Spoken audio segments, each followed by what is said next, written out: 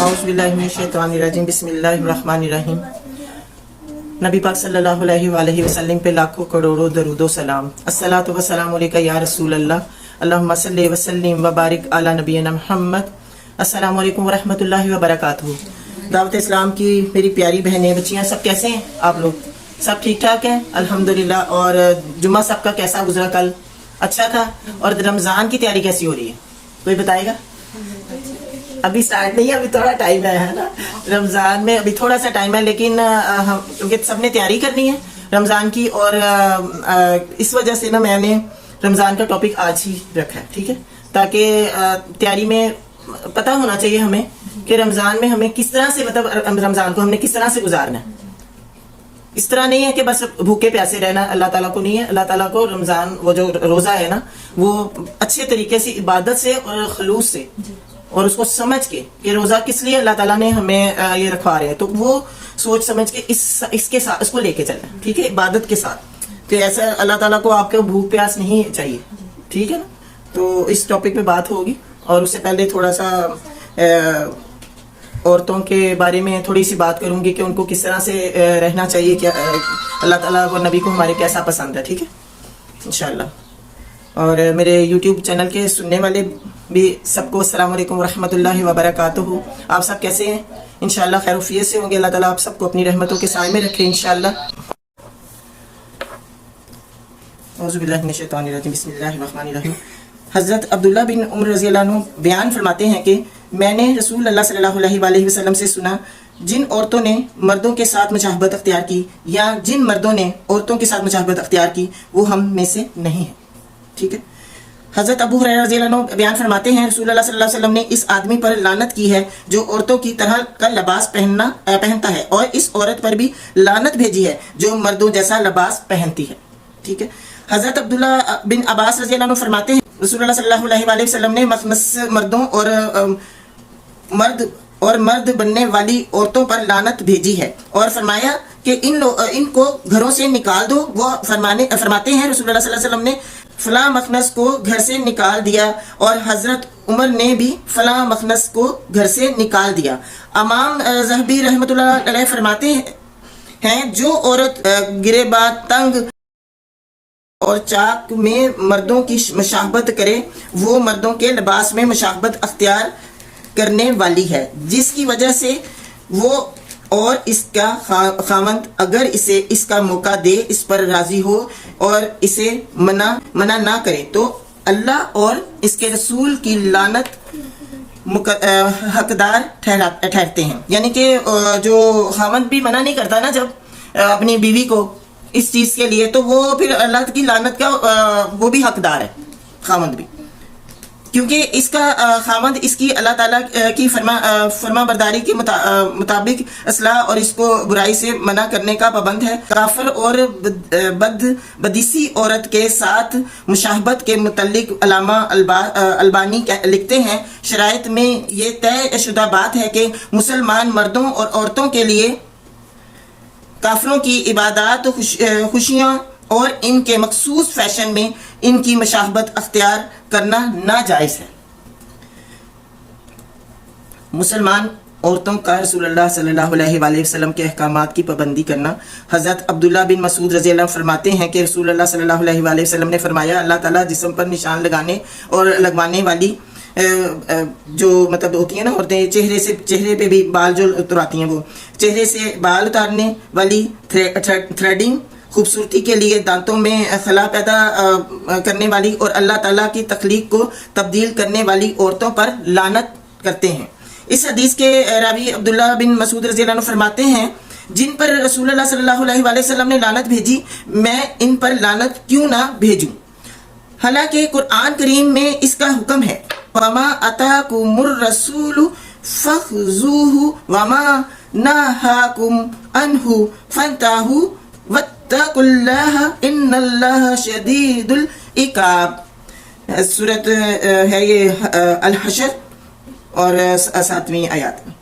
और रसूल जो कुछ तुम्हें दे तो ले लो, और जिससे रोक दें तो रुक जाओ, ये इसका तर्जुमा है। اور اللہ سے ڈرو، یقیناً اللہ بہت سخت سزا دینے والا ہے۔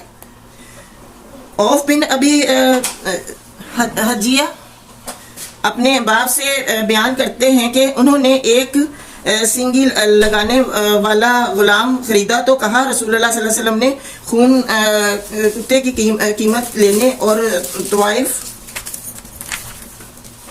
کی کمائی کھانے سے منع فرمایا ہے، اور سود کھانے اور کھلانے والے پر بھی لعنت بھیجی ہے، اور جسم گوندنے اور گندوانے والی اور مصور بھی وہ بھی مصور بھی اس میں شامل ہے۔ حضرت عبداللہ بن عمر رضی اللہ عنہ فرماتے ہیں کہ رسول اللہ صلی اللہ علیہ وسلم نے بال لگانے اور لگوانے والی اور جسم گوندنے اور گندوانے والی پر لعنت بھیجی ہے۔ جسم گوندنے اور گندوانے والی عورت پر اپنے جسم پر گوندنے کا عمل کرنا حرام ہے، کیونکہ نبی صلی اللہ علیہ وآلہ وسلم نے گوندنے اور گندوانے والی دونوں پر ہی لعنت بھیجی ہے۔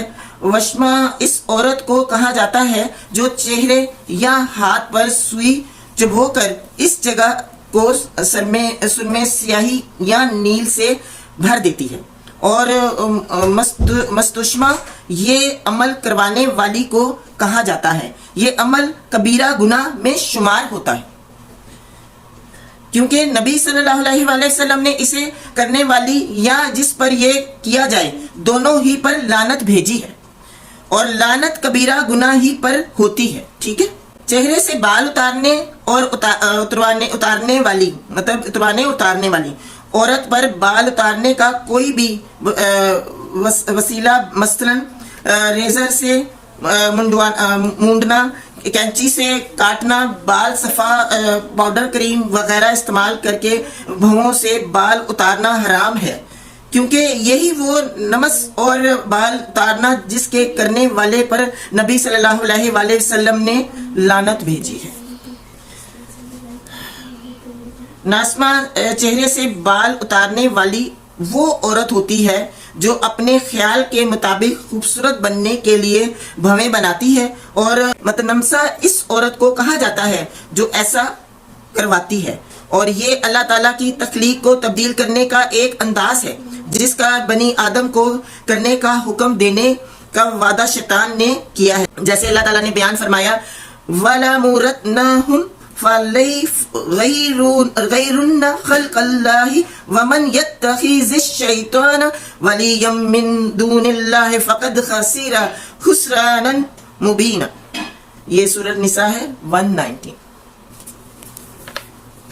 جو بھی اس میں بات بتا رہی ہوں نا، یہ قرآن میں سورت کا حوالہ دے کے ہی اور حدیث کے اوپر ہی ہے یہ ساری باتیں۔ ٹھیک ہے۔ یہاں پہ اپنے سے کوئی بات یعنی کسی کو طنز کرنے کے لیے، کسی کو نیچے گرانے کے لیے یہ نہیں کہی جا رہی۔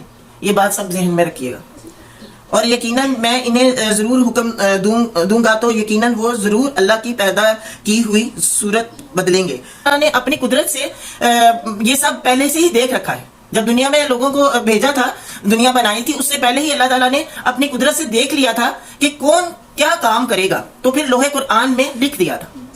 جب حکم دیا کہ قلم کو حکم دیا قلم بن جائے، پھر پیپر، پھر اس کے بعد اللہ تعالیٰ نے وہ سب لکھ کے رکھ لیا۔ اللہ تعالیٰ نے اپنی قدرت سے دنیا میں جو کچھ قیامت تک ہونا ہے وہ سب اللہ نے دیکھ لیا ہوا ہے۔ ٹھیک ہے، اور وہ لکھ لیا ہوا ہے، اس میں کوئی جھٹلا ہی نہیں پائے گا۔ قیامت والے دن اس وقت منہ بند کر دیے جائیں گے، وہ عذاب بولیں گے سارے، اللہ اس وقت زبان کو حکم نہیں ہوگا۔ اللہ کی پیدا کی ہوئی صورت بدلیں گے، اور جو کوئی شیطان کو اللہ کے سوا دوست بنائے تو یقیناً اس نے خسارہ اٹھایا، واضح خسارہ۔ صحیح بخاری میں حضرت عبداللہ بن مسعود رضی اللہ عنہ سے مروی ہے کہ وہ فرماتے ہیں اللہ تعالیٰ جسم پر نشان لگانے اور لگوانے والی، چہرے سے بال اتارنے والی، تھریڈنگ خوبصورتی کے لیے، دانتوں میں خلا پیدا کرنے والی، اور اللہ تعالیٰ کی تخلیق کو تبدیل کرنے والی عورتوں پر لعنت کرتے ہیں۔ امام ابن کثیر اپنی تفسیر میں فرماتے ہیں آج عورتوں کی ایک کثیر تعداد اس مصیبت کا شکار ہو چکی ہیں جو کبیرہ گناہ ہے، حتیٰ کہ بھویں بنانا ایک روزانہ کی ضرورت بن چکا ہے۔ اگر خاوند ایسا کرنے کا حکم دے تو اس کی اطاعت نہیں کرنی چاہیے، کیونکہ یہ نافرمانی ہے۔ حسن کے لیے دانتوں میں خلل ڈلوانا عورت پر خوبصورت نظر آنے کی خاطر اپنے دانتوں میں خلا بنوانا حرام ہے. دانتوں کو ٹھنڈا کرنے والی مشین سے کچھ دیر کے لیے ٹھنڈا کر دیا جاتا ہے، جس کی وجہ سے ان میں تھوڑا سا فاصلہ پیدا ہو جاتا ہے جو خوبصورتی پیدا کرنے کی خاطر کیا جاتا ہے. بعض اوقات عمر رسیدہ عورت چھوٹی نظر آنے کے لیے ایسا کرتی ہے، لیکن اگر دانتوں میں کوئی خرابی ہو جسے دور کرنے کے لیے دانتوں کو سیدھا کرنا ضروری ہو یا دانتوں میں کیڑا لگ جائے تو اس کی اصلاح کے لیے اسے زائل کر دینے میں کوئی حرج نہیں. بال لگانے اور لگوانے والی عورت کے لیے بغیر ضرورت سر منڈوانا یا بال چھوٹے کروانا منع ہے. یعنی کہ عورت کے لیے بغیر ضرورت، مطلب جیسے ہوتا ہے نا زخم ہے سر پہ تو اس کی وجہ سے وہ سر منڈوا لے، مجبوری ہے اس کی، ادروائز یہ بال چھوٹے کرانا منع ہے. اور پھر مطلب اتنے چھوٹے کہ مردوں والے جیسے بال، تو کیونکہ جب گنجا ہوتا ہے نا بندہ تو پھر وہ آہستہ آہستہ چھوٹے بال آتے ہیں، تو وہ مجبوری میں آپ وہ کر سکتے ہیں، لیکن خود سے اتنی چھوٹی کٹنگ آپ نہیں کروا سکتے.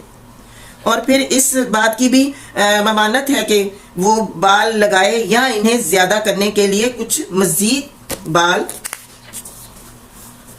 لگا لے، کیونکہ رسول اللہ صلی اللہ علیہ وآلہ وسلم نے بال لگانے اور لگوانے والی پر لعنت بھیجی ہے. ٹھیک ہے.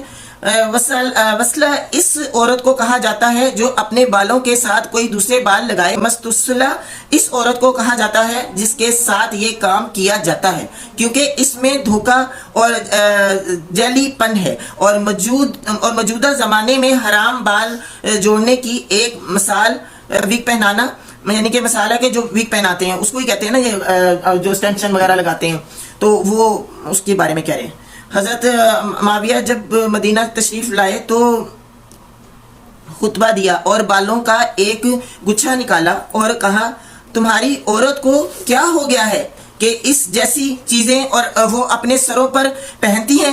میں نے رسول اللہ صلی اللہ علیہ وسلم سے سنا ہے، جو عورت بھی اپنے سر کے بالوں کے ساتھ کسی اور کے بال لگاتی ہے تو وہ جھوٹ ہے.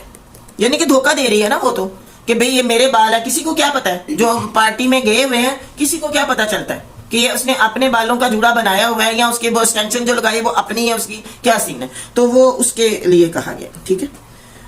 اسلام میں ہیئر ڈریسر کے پاس جانے کا حکم فیصلہ الشیخ محمد بن صالح العثیمین کا دان کو اچھی طرح جاننا چاہیے کہ مسلمانوں کے دشمن ہر زمانے اور ہر انداز میں اسلام اور مسلمانوں کے خلاف سازشیں کرتے آ رہے ہیں. اور ہم سب کو یہ بھی معلوم ہونا چاہیے کہ کافروں نے اسلحے کے زور پر بہت سارے اسلامی علاقوں کو اپنی کالونیاں بنا لیا ہے. ٹھیک ہے.